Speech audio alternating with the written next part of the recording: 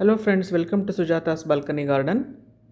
ನೀವು ನೋಡ್ತಾ ಇರ್ತೀರ ನನ್ನ ಗಾರ್ಡನಲ್ಲಿ ತುಂಬ ಹೈಬಿಸ್ಕಸ್ ಕೆಲವೊಂದು ಸಾರಿ ಹೆವಿ ಬ್ಲೂಮಿಂಗ್ ಆಗ್ತಾ ಇರುತ್ತೆ. ಅದೆಲ್ಲನೂ ನಾನು ವಿಡಿಯೋ ಅಪ್ಲೋಡ್ ಮಾಡಿದ್ದೀನಿ. ಕೆಲವರೆಲ್ಲ ಕೇಳ್ತಾ ಇರ್ತಾರೆ, ಟಿಪ್ಸ್ ಹೇಳಿ, ಕೇರ್ ಹೇಳಿ, ಫರ್ಟಿಲೈಸರ್ಸ್ ಹೇಳಿ, ಏನೇನು ಹಾಕ್ತೀರಾ ಅಂತ. ಸೊ ನಾನು ಏನೇನು ಫರ್ಟಿಲೈಸರ್ಸ್ ಮತ್ತು ಹಾಕ್ತೀನಿ ಮತ್ತು ಕೇರ್ ಹೇಗೆ ಮಾಡ್ತೀನಿ ಅನ್ನೋದು ಕೆಲವೊಂದು ಸ್ಟೆಪ್ಸ್ನ ನಿಮ್ಮ ಹತ್ರ ಶೇರ್ ಮಾಡ್ಕೊಳ್ತಾ ಇದ್ದೀನಿ. ಫಸ್ಟ್ ಆಫ್ ಆಲ್ ನಾವು ಹೈಬಿಸ್ಕಸ್ ಪ್ಲ್ಯಾಂಟ್ಸ್ನ ರೀಪಾಟ್ ಮಾಡಬೇಕಾದ್ರೆ ನಾವು ಪಾಟಿಂಗ್ ಮಿಕ್ಸ್ ಹೇಗೆ ತೊಗೊಳ್ತೀವಿ ಅದು ಇಂಪಾರ್ಟೆಂಟ್ ಆಗುತ್ತೆ. ಪಾಟಿಂಗ್ ಮಿಕ್ಸ್ ಎಷ್ಟು ಚೆನ್ನಾಗಿ ತೊಗೊಳ್ತೀರೋ ಅಷ್ಟು ಚೆನ್ನಾಗಿ ಪ್ಲ್ಯಾಂಟ್ಸ್ ಗ್ರೋತ್ ಆಗುತ್ತೆ.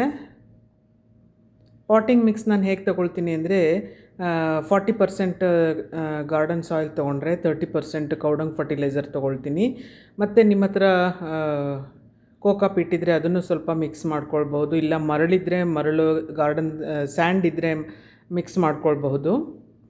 ಮತ್ತು ಫಂಗಿಸೈಡ್ ಹಾಕ್ಕೊಳ್ತೀನಿ, ಮಿಕ್ಸ್ ಮಾಡ್ಕೊಳ್ತೀನಿ ನಾನು.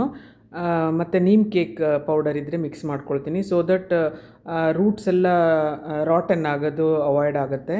ಮತ್ತು ಕೆಲವೊಂದು ಸಾರಿ ಒಳಗಡೆ ಗಿಡಗಳು ಹಾಳಾದರೆ, ರೂಟ್ಸ್ ಎಲ್ಲ ಹಾಳಾದರೆ ಅದು ಮೇಲೆ ಬರೋದೇ ಇಲ್ಲ. ಆ ಥರದ್ದೆಲ್ಲ ಒಂದು ಪ್ರಾಬ್ಲಮ್ಸು ಅವಾಯ್ಡ್ ಆಗುತ್ತೆ ನೀವು ಫಸ್ಟೇ ಫಂಗಿಸೈಡ್ ಮತ್ತು ನೀಮ್ ಕೇಕ್ ಮಿಕ್ಸ್ ಮಾಡಿ ಹಾಕೋದ್ರಿಂದ. ಮತ್ತು ಗಿಡಗಳು ಅಷ್ಟೇ ತುಂಬ ಹೆಲ್ದಿಯಾಗಿ ಗ್ರೋ ಆಗುತ್ತೆ, ಲೀವ್ಸ್ ಗ್ರೀನಿಶ್ ಆಗಿ ಬರುತ್ತೆ. ಸೊ ಆಫ್ಟರ್ ರೀಪಾಟಿಂಗ್ ನೀವು ಒಂದು 2 months ಏನು ಮಾಡೋದು ಬೇಕಿಲ್ಲ. ಬರೀ neem oil every week neem oil spray ಮಾಡ್ಕೊಂಡು ಬಂದರೆ ಸಾಕು. 2 months ತನಕ ಏನು ಫರ್ಟಿಲೈಸರ್ಸ್ನ ಕೊಡೋದಕ್ಕೆ ಹೋಗಬೇಡಿ. ಬಟ್ ಆಫ್ಟರ್ 2 months ನೀವು ಹೆವಿ ಬ್ಲೂಮಿಂಗ್ ನಿಮಗೆ ಬೇಕು ಅಂತ ಅಂದರೆ ಎವ್ರಿ 20 days ಯಾವುದಾದ್ರೂ ಒಂದು ಫರ್ಟಿಲೈಸರ್ಸ್ನ ನೀವು ಕೊಟ್ಕೊಳ್ತಾ ಹೋಗ್ಬೋದು. ಆ ಫರ್ಟಿಲೈಸರ್ಸ್ ಲಿಸ್ಟನ್ನು ನಾನು ವಿಡಿಯೋದಲ್ಲಿ ಶೇರ್ ಮಾಡ್ಕೊಂಡಿದ್ದೀನಿ, ಏನೇನು ಫರ್ಟಿಲೈಸರ್ಸ್ ನಾನು ಕೊಡ್ತೀನಿ ಅಂತ ಹೇಳಿಬಿಟ್ಟು. ನಾನು ಆರ್ಗ್ಯಾನಿಕ್ ಫರ್ಟಿಲೈಸರ್ಸು ಕೊಡ್ತೀನಿ, ಕೆಮಿಕಲ್ ಫರ್ಟಿಲೈಸರ್ಸು ಕೊಡ್ತೀನಿ, ಎರಡೂ ಕೊಡ್ತೀನಿ. ಸೊ ಎರಡೂ ಕೊಡೋದ್ರಿಂದನೇ ಹೆವಿ ಬ್ಲೂಮಿಂಗ್ ಆಗೋದು. ಕೆಲವರೆಲ್ಲ ಹೇಳ್ತಾರೆ ಕೆಮಿಕಲ್ ಫರ್ಟಿಲೈಸರ್ಸ್ನ ಕೊಡೋದ್ರಿಂದ ಗಿಡಗಳು ಹಾಳಾಗುತ್ತೆ ಅಂತ. ಹಾಗೇನೂ ಇಲ್ಲ. ಎರಡೂ ನಾನು ಈ ಒಂದಾದಮೇಲೆ ಒಂದು ಕೊಡ್ತಾ ಇರ್ತೀನಿ. ಏನಂದರೆ ಕೆಮಿಕಲ್ ಫರ್ಟಿಲೈಸರ್ಸ್ನ ಕೊಡೋವಾಗ 1 month ಗ್ಯಾಪ್ ಬಿಟ್ಟು ಕೊಡಬೇಕು. ಆವಾಗ ನಿಮಗೆ ಒಳ್ಳೆ ರಿಸಲ್ಟ್ ಸಿಗುತ್ತೆ ಮತ್ತು ಗಿಡನೂ ಹಾಳಾಗೋದಿಲ್ಲ. ತುಂಬ ಹೆವಿ ಬ್ಲೂಮಿಂಗ್ ಬೇಕು ಅಂತ ಅಂದವಾಗ ಇಫ್ ನೆಸೆಸರಿ ನೀವು ಲೈಟ್ ಪ್ರೂನಿಂಗ್ ಮಾಡ್ಕೊಳ್ತಾ ಇರಬೇಕು. ಗಿಡಗಳು ಕೆಲವೊಂದು ಸಾರಿ ಹೂ ಬಿಟ್ಟು ನಿಂತಾದಮೇಲೆ ಫ್ಲವರಿಂಗ್ಸ್ ಬರೋದಿಲ್ಲ. ಆವಾಗ ನೀವೇನು ಮಾಡಬೇಕು, ಲೈಟಾಗಿ ಪ್ರೂನಿಂಗ್ ಮಾಡ್ಕೊಳ್ಬೇಕು. ಲೈಟ್ ಪ್ರೂನಿಂಗ್ ಮಾಡೋದ್ರಿಂದನೇ ಹೆವಿ ಬ್ಲೂಮಿಂಗ್ ಆಗೋದು.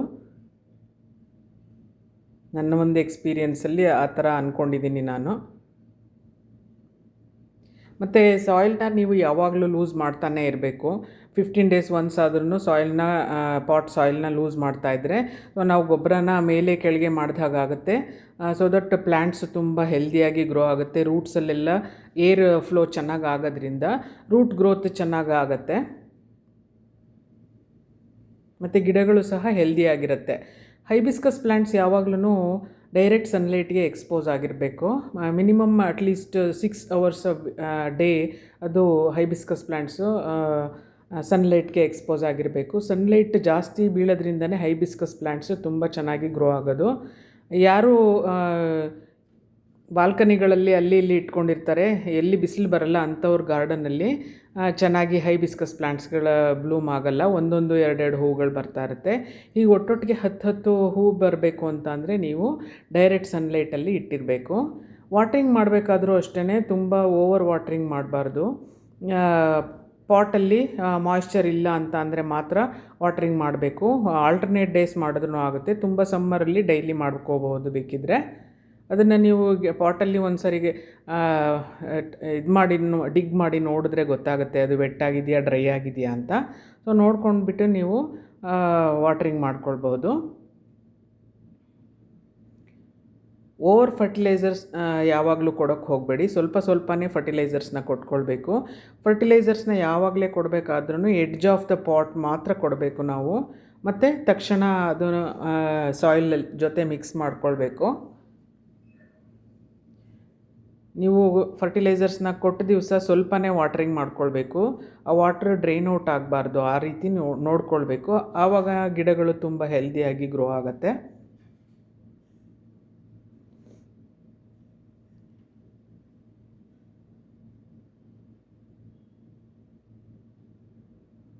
ನೀವು ನೋಡ್ಬೋದು ನನ್ನ ಗಾರ್ಡನಲ್ಲಿ ಸಾಕಷ್ಟು ಫ್ಲವರಿಂಗ್ಸು ಇದುವರೆಗೂ ತುಂಬಾ ಆಗಿದೆ. ಈ ಒಂದು 2-3 ಇಯರ್ಸಲ್ಲಿ ತುಂಬಾ ಹೂಗಳು ಬಿಟ್ಟಿದೆ.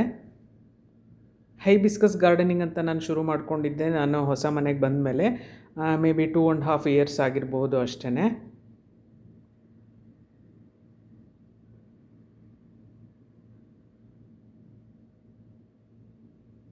ಯಾವುದೇ ಫರ್ಟಿಲೈಸರ್ಸ್ ಸಿಗಲಿಲ್ಲ ನಿಮಗೆ ಅಂತ ಅಂದರೆ ನೀವು ಬರೀ ಕೌಡಂಗ್ ಫರ್ಟಿಲೈಸರಲ್ಲೇ ನೀವು ಈ ರೀತಿಯೇ ಬ್ಲೂಮಿಂಗ್ ಬರೋ ಥರ ಬೆಳೆಸ್ಕೊಳ್ಬಹುದು ಗಿಡಗಳನ್ನ. ಅದಕ್ಕಿಂತ ಕೌಡಂಗ್ ಫರ್ಟಿಲೈಸರ್ಗಿಂತ ಕೊಟ್ಟಿಗೆ ಗೊಬ್ಬರ ಅಂತ ಏನು ಹೇಳ್ತೀವಿ ಅದಕ್ಕಿಂತ ಒಳ್ಳೆ ಫರ್ಟಿಲೈಸರ್ ಯಾವುದೂ ಇಲ್ಲ. ಬರೀ ಅದೊಂದನ್ನೇ ಕೊಟ್ಕೊಂಡು ಗಿಡನ ತುಂಬ ಚೆನ್ನಾಗಿ ಬೆಳೆಸ್ಕೊಳ್ಬಹುದು. ನಾವು DAP ಏನಕ್ಕೆ ಕೊಡ್ತೀವಿ ಅಂತ ಅಂದರೆ ಗಿಡದ ಗ್ರೋತ್ ತುಂಬ ಚೆನ್ನಾಗಾಗುತ್ತೆ. ಯಾವ ಪ್ಲ್ಯಾಂಟ್ಗಳ ಗಿಡದ ಗ್ರೋತ್ ನಿಂತು ಹೋಗಿರುತ್ತೆ, ಸ್ಟಾಪ್ ಆಗಿರುತ್ತೆ, ಆ ಟೈಮಲ್ಲಿ ನಾವು DAPನ ಕೊಡೋದ್ರಿಂದ ತುಂಬ ಚೆನ್ನಾಗಿ ಗಿಡದ ಬೆಳವಣಿಗೆ ಆಗುತ್ತೆ. ಮತ್ತು NPK 26 ಅಷ್ಟೇ. ಹೆವಿ ಬ್ಲೂಮಿಂಗ್ ಬೇಕು ಅಂತ ಅಂದರೆ ಒಳ್ಳೆ ಕ್ವಾಲಿಟಿ ಫ್ಲವರ್ಸ್ ಬೇಕಂತ ಅಂದರೆ ನಾವು NPK 26ನ ಕೊಡೋದ್ರಿಂದ ತುಂಬ ಚೆನ್ನಾಗಿ ಹೂಗಳು ಗ್ರೋ ಆಗುತ್ತೆ. ಮತ್ತು ಕಲರು ಅಷ್ಟೇ ತುಂಬ ಬ್ರೈಟಾಗಿ ಬರುತ್ತೆ. ನೀವು ನೋಡ್ಬೋದು ನನ್ನ ಗಾರ್ಡನ್ಲಿ ಕೆಲವೊಂದು ಸಾರಿ ತುಂಬಾ ಚೆನ್ನಾಗಿ ಹೂ ಬಿಟ್ಟಿರುತ್ತೆ. ಸೊ ಅದಕ್ಕೆ ಮೇನ್ ರೀಸನ್ ನಾನು ಕೊಡುವಂತಹ NPKನೂ ಆಗಿರ್ಬೋದು, NPK 19 ಕೊಡ್ತೀನಿ ನಾನು, 26 ಕೊಡ್ತೀನಿ, DAPನೂ ಕೊಡ್ತೀನಿ. ಮತ್ತು ಕೆಲವೊಂದು ಸರಿ ಬೆಕಾಸೂಲ್ಸ್ ಬಿ ಕಾಂಪ್ಲೆಕ್ಸ್ ಅಂತ ಬರುತ್ತೆ ಟ್ಯಾಬ್ಲೆಟ್, ಅದನ್ನು ಸಹ ನೀರಿನಲ್ಲಿ ಮಿಕ್ಸ್ ಮಾಡಿ ಕೊಡೋದ್ರಿಂದ ಒಳ್ಳೆ ಹೆವಿ ಬ್ಲೂಮಿಂಗ್ ಆಗೋದ್ರಲ್ಲಿ ಅದನ್ನು ಸಹ ಒಳ್ಳೆ ಹೆಲ್ಪ್ ಆಗುತ್ತೆ.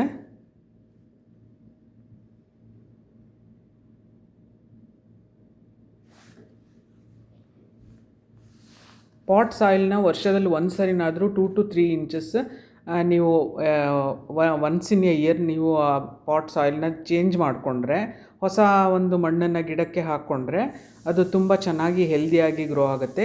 ಪಾಟಲ್ಲಿರೋ ಮಣ್ಣು ಒಂದು ಲಿಮಿಟೆಡ್ ಸ್ಪೇಸಲ್ಲಿ ಗಿಡ ಬೆಳೆಯೋದ್ರಿಂದ ಅದು ಆವಾಗ ಫರ್ಟಿಲೈಸರ್ಸ್ ಅಥವಾ ಒಳ್ಳೆಯ ಒಂದು ಇದನ್ನು ಕೇಳ್ತಾ ಇರುತ್ತೆ. ಸೊ ನಾವು ವರ್ಷಕ್ಕೊಂದು ಸರಿನಾದರೂ ಆ ಪಾಟ್ದು ಸಾಯಿಲ್ನ ಮಣ್ಣನ್ನು ಚೇಂಜ್ ಮಾಡಿಕೊಂಡ್ರೆ ಗಿಡಗಳ ಬೆಳವಣಿಗೆ ತುಂಬ ಚೆನ್ನಾಗೇ ಆಗುತ್ತೆ. ನನ್ನ ಹತ್ರ ನಿಯರ್ಲಿ 40 ಕಲರ್ಸ್ ಹೈಬಿಸ್ಕಸ್ ಪ್ಲ್ಯಾಂಟ್ಸ್ ಇದೆ. ನೀವು ನೋಡ್ಬೋದು ಎಷ್ಟು ಚೆನ್ನಾಗಿ ಈ ಯೆಲ್ಲೋ ಫ್ಲವರ್ ಅಂತೂ ತುಂಬಾ ಹೂ ಬಿಟ್ಟಿದೆ. ಇದುವರೆಗೂ ಸಾಕಷ್ಟು ಹೂಗಳನ್ನ ಕೊಟ್ಟಿದೆ. ಅದ್ರ ಒಂದು ಜಾತಿನೇ ಆ ಥರ ಇದೆ, ತುಂಬಾ ಫ್ಲವರಿಂಗ್ಸ್ ಆಗುತ್ತೆ ಆ ಒಂದು ಪ್ಲ್ಯಾಂಟಲ್ಲಿ.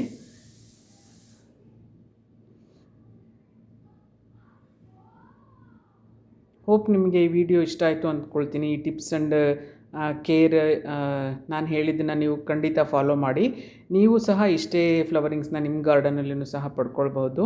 Very simple steps. ನೀವು ನೀಮ್ ಆಯಿಲ್ನ ಸ್ಪ್ರೇ ಮಾಡಬೇಕು. ಸ್ಪ್ರೇ ಮಾಡಿ ಆಫ್ಟರ್ 2 ಡೇಸ್ ನೀವು ಅದೇ ನೀಮ್ ಆಯಿಲ್ ಸ್ಪ್ರೇ ಮಾಡಿದ ಗಿಡಗಳ ಮೇಲೇ ಡೈರೆಕ್ಟ್ ವಾಟರ್ ಸ್ಪ್ರೇ ಮಾಡಬೇಕು. ಆವಾಗ ಏನಾಗುತ್ತೆ, ಮಿಲಿಬಗ್ಸ್ ಒಂಥರ ವಾಶೌಟ್ ಆದಂಗೆ ಹೊರಟೋಗುತ್ತೆ. So thanks for watching. Bye bye.